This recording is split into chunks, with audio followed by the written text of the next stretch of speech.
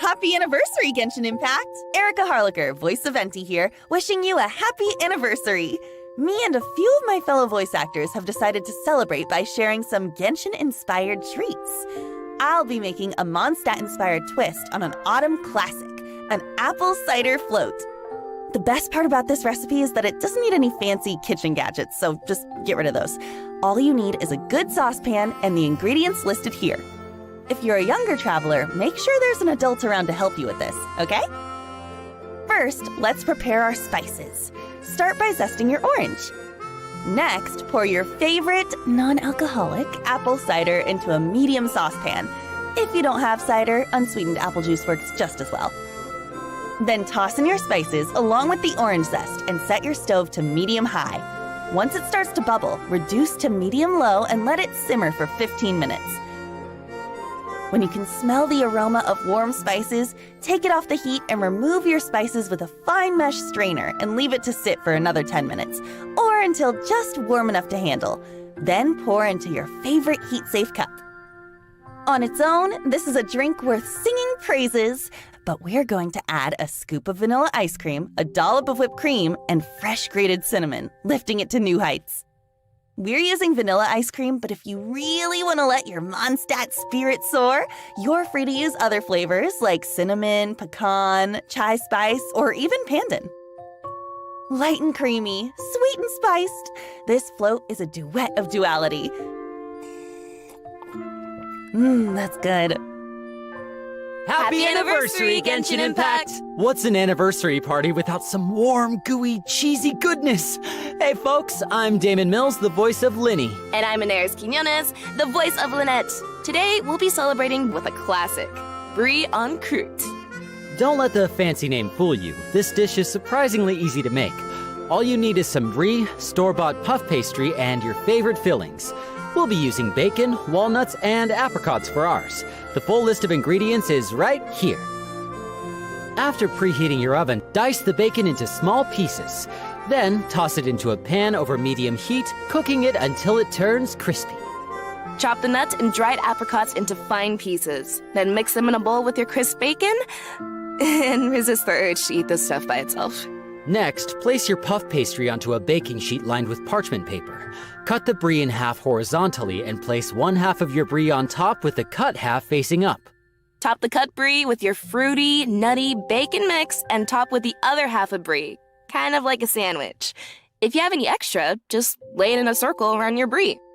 Use your beaten egg to coat the pastry. Then fold it up over the top of your brie like you're wrapping a present. You want to completely cover the brie with no gaps in the pastry. Twist the top and pinch it shut, removing the excess pastry dough. Finally, coat the pastry's exterior in your egg wash and bake until golden brown and flaky. Cheesy, savory, and a little bit sweet, brie en croûte is perfect for sharing. And the best part is that you can fill it with just about anything. Try it with rosemary and figs, caramelized onion and ham, or if you're really daring, sweet chili pepper, green onion, and lobchon. Like a good magician, it's versatile, elegant, deceptively simple, and best enjoyed before it disappears. Oh, that reminds me. Who's bringing dessert? Don't worry, I called in some experts.